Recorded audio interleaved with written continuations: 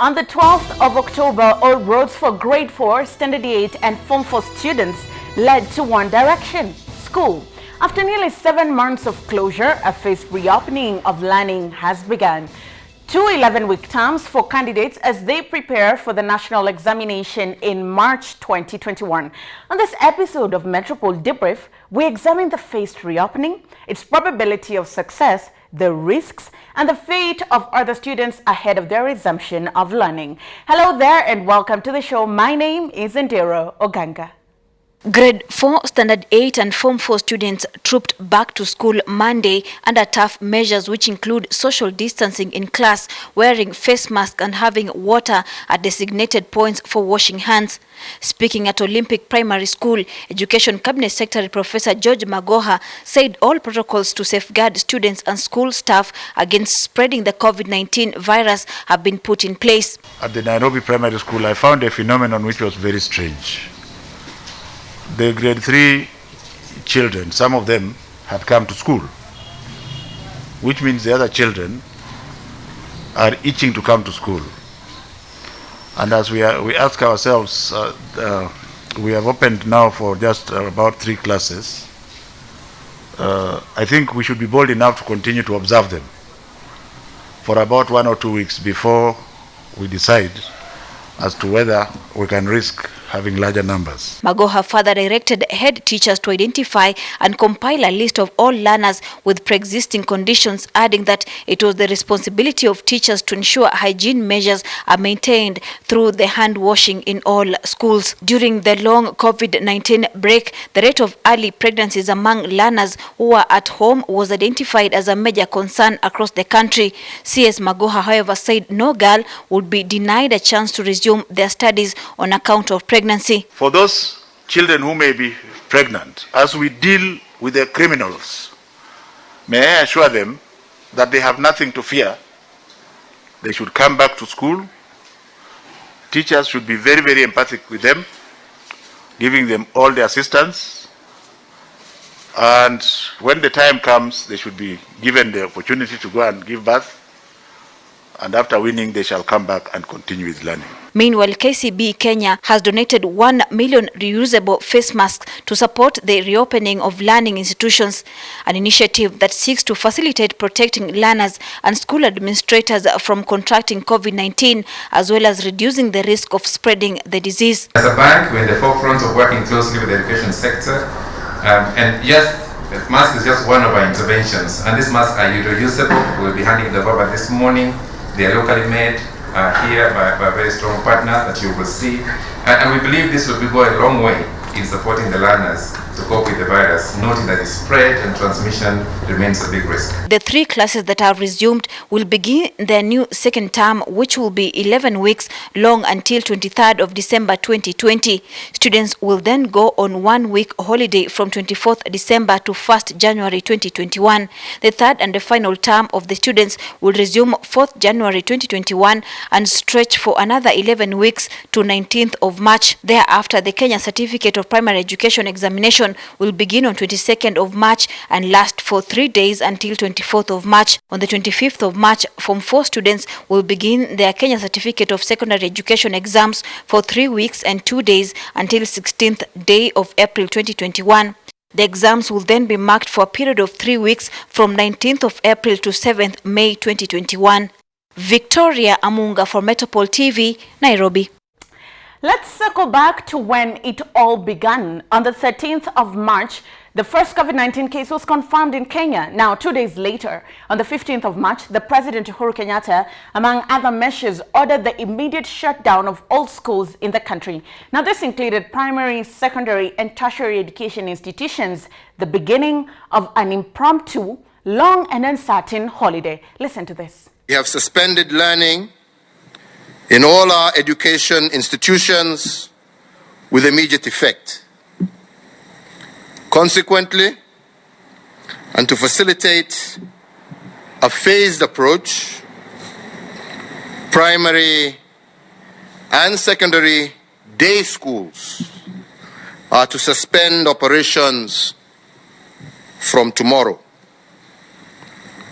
For those in boarding schools, The school administration is to ensure that students are home by Wednesday, the 18th March 2020, while universities and tertiary institutions are to close by Friday, 20th March 2020. At declaration from the president, all schools were closed. However, life did not stop. As the months progressed, the COVID numbers began rising. COVID-19 began spreading at community level very rapidly. Fast forward to the month of June, 4,404 new cases of COVID-19 were confirmed, bringing total cases in the country to 6,366. The death toll more than doubled to 148 fatalities. The number of recovered patients increased to 2,039, leaving 4,179 active cases at the end of the month of June. Now, due to this development and the unpredictable nature of the disease, the Ministry of Education, through the Cabinet Secretary, Professor George Magoha, declared the 2020 academic calendar lost. Learners in grade 1 to 4, standards 5 to 7, and from 1 to 3 in 2020 will remain in the current classes in 2021. Therefore, there will be no KCPE examinations in 2021, in the later part of 2021, because the students in standard 7 and from 3 it will be practically impossible for them to cover the syllabus of 5 terms within 1 year. Now, in September, as the days progressed, we began seeing a slight drop in the numbers. August to September, there were 4,177 new cases, bringing the total number of COVID-19 cases in the country to 38,378. The death toll rose to 707, and the number of recovered patients increased to 24,740, only leaving 12,931 active cases at the end of the month of September. Now, in a press briefing, Health Cabinet Secretary Mutahi Kagwe noted that over the last month, the country had recorded a positivity rate of below 5%, which, according to World Health Organization, WHO guidelines, pointed at a flattening curve.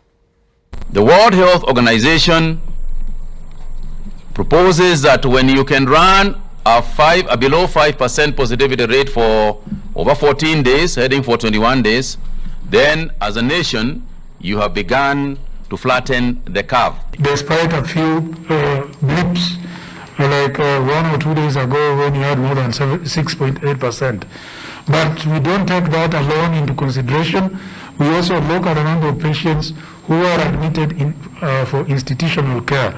And as of today, we have just about 484 patients in all health facilities with COVID-19 disease. To this end, the Ministry of Education began talks on a probable reopening of schools. The first lot who were to resume schools were tertiary institutions. Now, in a circular to the public, the Ministry of Education directed all universities, colleges and TVETs to resume on the 5th of October. In the resumption, final year and science-based courses were to be given top priority.